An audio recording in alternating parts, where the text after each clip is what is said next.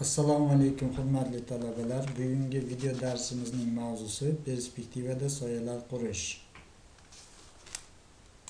Rejamiz parallelpetning perspektivasini soyalarini yasash, arxitektura detallari perspektivasining soyalarini yasash.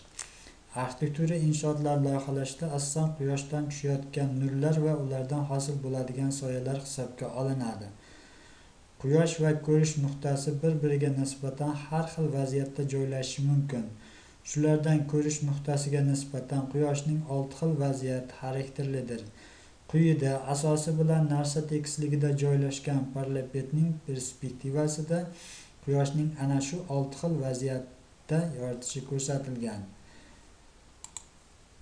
Birinchi vaziyatda, demak, parallelpetning perspektivasini soyalarni yasashni ko'rib chiqamiz. Bunda mana ko'rib turibsizlar, quyosh oldinda chapdagi vaziyati, quyosh oldinda o'ngdagi vaziyati.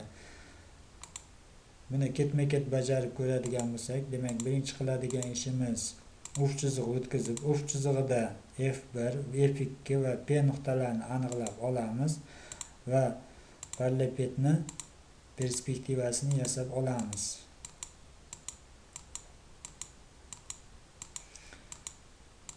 Mana parallelpetni perspektivasini chizib oldik. Demak, birinchi quyoshni turgan holati, ya'ni vaziyati quyosh oldinda va chapda. Mana ko'rib turibsizlar, quyosh oldinda va chap tomonda turgan vaziyatini aniqlab oldik. Uning S asos nuqtasini topib olamiz.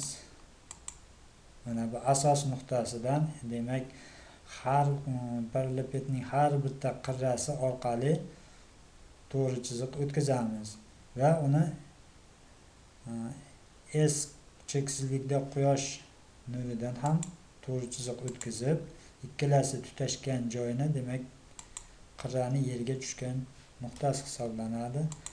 Qolgan nuqtalardan ham shu tartibda to'g'ri chiziqlar o'tkazib, bu to'g'ri chiziqlar keshish nuqtasini belgilab, demak, parallelpetni quyosh oldinda chapda turgan vaziyatdagi soyasini ko'rishimiz mumkin. Keyingi vaziyat quyosh oldinda o'ngda joylashgan F1, F2 va bosh nuqta P nuqtalarini o'tkazib, parallelpetni chizmasini chizib olamiz. Demak, bu yerda ko'rib turibsizlar, P nuqtadan o'ngda joylashgan, oldinda va o'ngda quyosh nurimiz. Mana bu nuqtamiz quyoshning vaziyati, bu nuqtamiz esa quyoshning asos gorizont chiziqdagi asos nuqtasi. Birinchi bosqichdagi kabi, demak, asos nuqtadan to'g'ri chiziqlar o'tkazamiz. Mana to'g'ri chiziq o'tkazib, quyoshni o'zidan, demak, har bitta kubni parallelpetni har bitta qirrasi orqali to'g'ri chiziq o'tkazadigan bo'lsak, ikkala to'g'ri chizig'imiz tushib yerga tushgan soyani hosil qilyapti.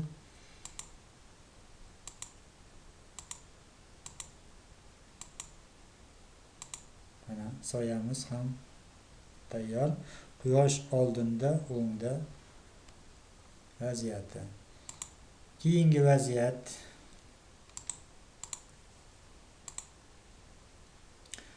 quyosh orqada chapda. Mana ko'rib turibsizlar, quyosh orqa tarafda va chapdagi vaziyatda, demak, quyoshni turgan vaziyati sal boshqacharoq ko'rinishda bo'lyapti, ya'ni gorizont chizig'idan pastda joylashyapti.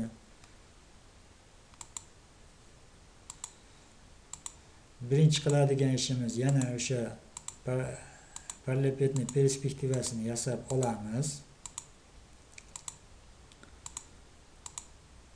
Ko'rib turibsizlar, demak, quyoshni vaziyati pastda joylashgan. Bu ozgina g'ayritabiiy bo'lishi mumkin, lekin chizmada orqada chapda joylashgan bo'lganligi uchun P bosh nuqtadan o'ngda, gorizont chizig'idan pastda bo'ladi. Oldingi ikki vaziyatda soya yasash protsessi uning tabiiy mexanikasiga mos keladi. Ya'ni yorug'lik manbai bilan soya narsaning qarama-qarshi ikki tomonida joylashgan. Lekin bu uchinchi xil vaziyatda esa soya yasash jarayoni g'ayritabiiyga o'xshab ko'rinadi. Chunki yorug'lik manbai bilan soya narsaning bir tomonida joylashgan. Bu g'ayritabiiylik markaziy proyeksiyalash xususiyatlari bilan bog'liqdir.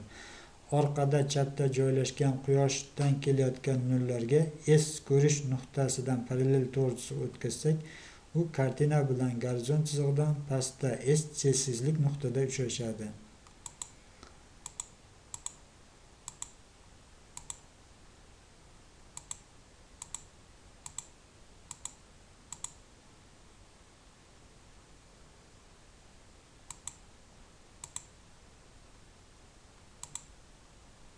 Keyingi vaziyatimiz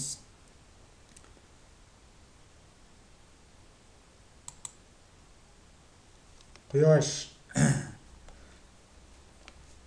orqada o'ngda joylashgan parallel nurlarning S cheksizlik nuqtasi bosh P nuqtada chapda gorizont chizig'ida pastda joylashadi.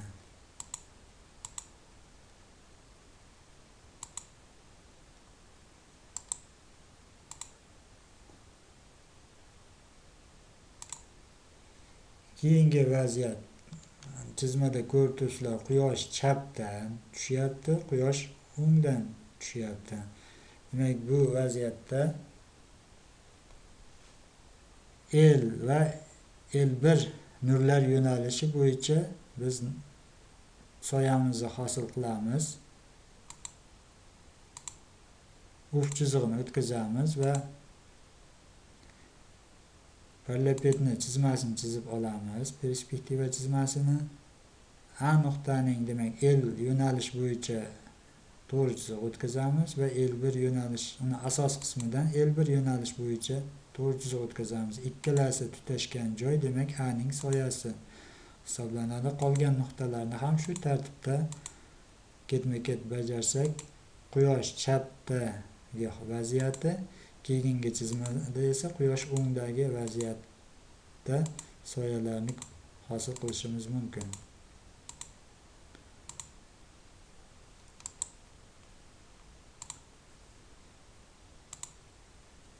Keyingi slaydimizda ko'rib turibsizlar, to'rtburchak prizmatik pletkadan uni ko'tarib turuvchi silindr sirtlariga tushgan soyani ko'rishimiz mumkin.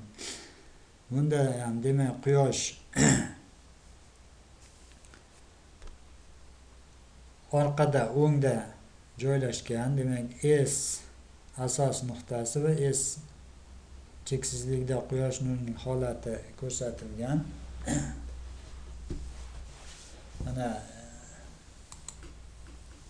chizmada birinchi navbatda F1 va F2 nuqtalarini aniqlab, P bosh nuqtani aniqlaymiz va quyoshning gorizont chizig'ida turgan vaziyatini belgilab olamiz.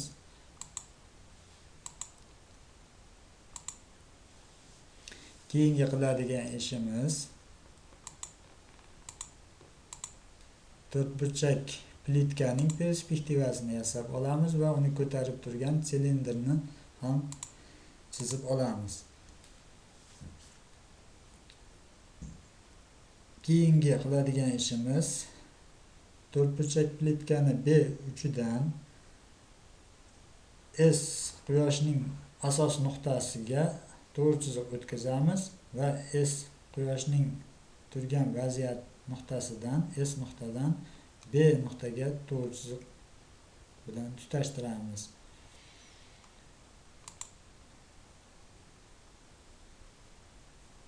Bizga demak silindrni kesishib birinchi nuqtani hosil qiladi. Birinchi nuqtadan demak vertikal to'g'ri chiziq o'tkazib